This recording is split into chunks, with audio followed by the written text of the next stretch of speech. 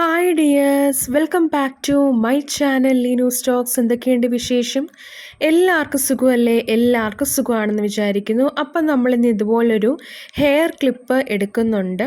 എന്നിട്ട് ഞാൻ 0.3 മില്ലിമീറ്റർ തിക്നെസ്സിലുള്ള കമ്പി എടുക്കുന്നുണ്ട്. പിന്നെ കുറച്ച് ഫ്ലവേഴ്സിൻ്റെ ആ ഒരു സംഭവം നമ്മൾ കഴിഞ്ഞ വീഡിയോയ്ക്കകത്ത് നമ്മളത് കാണിച്ചിട്ടുണ്ടായിരുന്നു. അതിൻ്റെ വേറൊരു ടൈപ്പാണ് നമ്മളിന്ന്, കുറച്ചുകൂടെ ചെറിയൊരു ടൈപ്പാണ് എടുത്തിരിക്കുന്നത്. അപ്പോൾ ഈ 0.3 മില്ലിമീറ്റർ തിക്നെസ്സിൽ എടുത്തിരിക്കുന്ന ഈ ഒരു കമ്പിയെ ഞാനിതുപോലെ ജസ്റ്റ് നല്ല നീളത്തിലൊന്ന് കട്ട് ചെയ്തെടുത്തിട്ട് അത് ലൂപ്പ് പോലെ സൈഡിലൊന്ന് അതിൻ്റെ അടിവശം ഒന്ന് ലൂപ്പ് പോലെ ഒന്ന് ആക്കിയിട്ട് അതിനകത്തോട്ട് നമ്മളിതുപോലെ ആ ഒരു ഫ്ലവർ നമ്മൾ കോർത്ത് കൊടുക്കുകയാണ്. നമ്മൾ സാധാരണ എങ്ങനെയാണോ മാല കോർക്കുന്നത് അതുപോലെ തന്നെയാണ്. എന്നിട്ട് അതിനകത്ത് ഞാനൊരു റെഡ് ക്രിസ്റ്റൽ ബീഡ് ആഡ് ചെയ്യുകയാണ്. അതിതുപോലെ റെഡ് ക്രിസ്റ്റൽ ബീഡ് നമ്മൾ അതിനകത്തോട്ട് കോർത്ത് കൊടുത്തിട്ട് നമ്മൾ ആ ഒരു ഫ്ലവറിൻ്റെ ഹോളിൽ കൂടെ താഴോട്ട് നമ്മൾ ആ കമ്പി വലിക്കുകയാണ്. നമ്മൾ അങ്ങനെയാണ് നമ്മൾ ചെയ്യുന്നത്. എന്നിട്ട് അത് ജസ്റ്റ് സെക്യൂറാക്കി ആ ഒരു മുത്ത് നമ്മൾ അതിനകത്ത് സെക്യൂറാക്കി വെക്കുകയാണ്. ഇതാണ് ആദ്യത്തെ ഫസ്റ്റ് സ്റ്റെപ്പ് എന്ന് പറയുന്നത്. ഇനി നമ്മൾ ചെയ്യുന്നതെന്ന് വെച്ചാൽ നമ്മൾ 2 സ്ട്രാൻഡ് പോലെ ഉണ്ടാക്കാൻ വേണ്ടി പോവുകയാണ്. അതിന് വേണ്ടിയിട്ട് നമ്മളൊരു മുത്തെടുക്കുന്നുണ്ട്. ഒരു വൈറ്റ് ബീഡാണ് എടുക്കുന്നത്. സാധാരണ പ്ലാസ്റ്റിക് ബീഡ്സ് ആയാലും കുഴപ്പമൊന്നുമില്ല കേട്ടോ.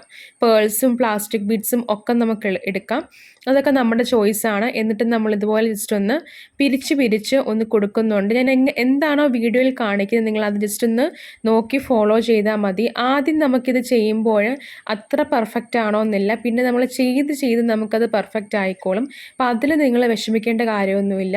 അപ്പം ഞാനിവിടെ ഒരു 2 ഫ്ലവറാണ്. നമുക്കിങ്ങനെ കണ്ടിന്യൂസ് ഈ പ്രോസസ്സ് കണ്ടിന്യൂ ചെയ്ത് പോകാം. അങ്ങനെ നമുക്കൊരു ഹെയർ വൈൻ നമുക്ക് ഉണ്ടാക്കിയെടുക്കാൻ പറ്റും ആ ഒരു റെഡ് വൈറ്റ് കോമ്പിനേഷനിൽ. ഇവിടെ ഇപ്പം ഞാൻ ആ ഒരു ക്ലിപ്പിൽ വെക്കാൻ വേണ്ടിയിട്ട് മാത്രമായിട്ടാണ് ഇതിങ്ങനെ ചെയ്യുന്നത്.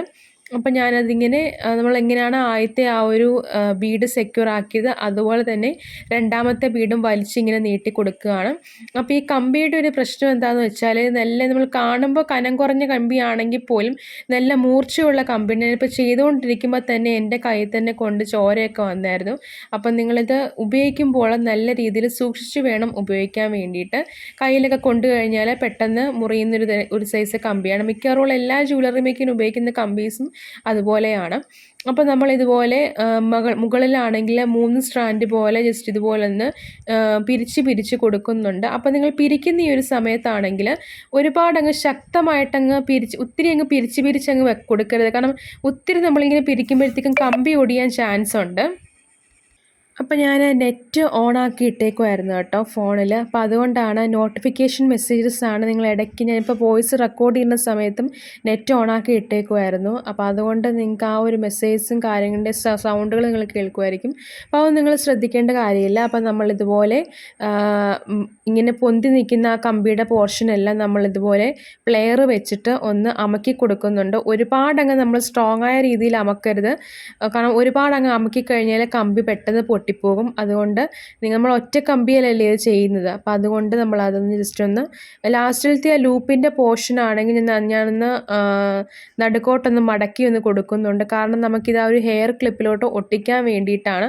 അപ്പം ഇതുപോലെ ഞാൻ 2 ചെയ്തെടുക്കുന്നുണ്ട്. നമുക്ക് ഈ ഒരു പ്രോസസ്സ് കണ്ടിന്യൂ ചെയ്ത് നമുക്കൊരു ഹെയർ വൈനും നമുക്ക് ഇതുപോലെ ഉണ്ടാക്കാൻ പറ്റുന്നതാണ്. അപ്പം ഈ ഒരു സാധനങ്ങളെല്ലാം തന്നെ ഞാൻ വാങ്ങിച്ചിരിക്കുന്നത് പലപ്പോഴും പലരും ചോദിക്കുന്നൊരു ചോദ്യമാണ് ഇങ്ങനത്തെ സാധനങ്ങളൊക്കെ എവിടെ വാങ്ങിക്കാൻ കിട്ടുമെന്നുള്ളത്. ഞാനിത് വാങ്ങിച്ചിരിക്കുന്ന സ്റ്റോർ മോട്ടിയാണ്.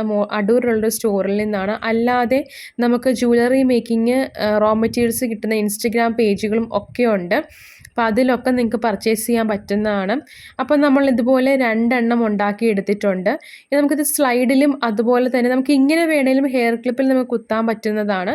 അതൊക്കെ നമ്മുടെ ചോയ്സാണ്. ഞാനിപ്പോൾ ഇതുപോലത്തെ നമ്മുടെ മുടിയൊക്കെ ഇങ്ങനെ എന്താണ് പോണിടെയിലും അതുപോലെ തന്നെ മടക്കിയൊക്കെ കുത്തുമ്പോൾ അങ്ങനത്തെ ഒരു ക്ലിപ്പുണ്ടല്ലോ.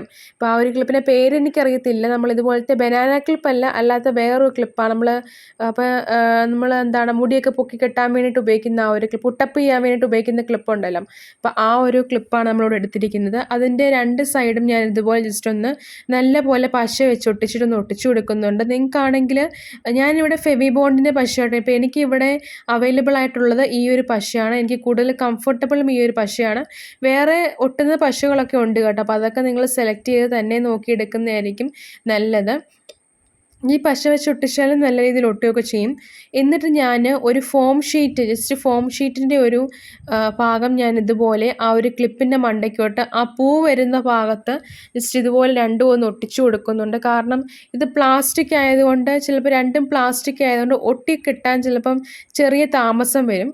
അപ്പോൾ അത് ജസ്റ്റ് ഒന്ന് മാറ്റാൻ വേണ്ടിയിട്ട് ഞാൻ ഇതുപോലെ ഫോം ഷീറ്റ് ആ ഒരു ക്ലിപ്പിൻ്റെ മണ്ടയ്ക്ക് ആ പൂ വരുന്ന ഭാഗത്തോട്ട് മാത്രമായിട്ട് ഇതുപോലെ ജസ്റ്റ് ഒന്ന് ഒട്ടിച്ചു കൊടുക്കുന്നുണ്ട്.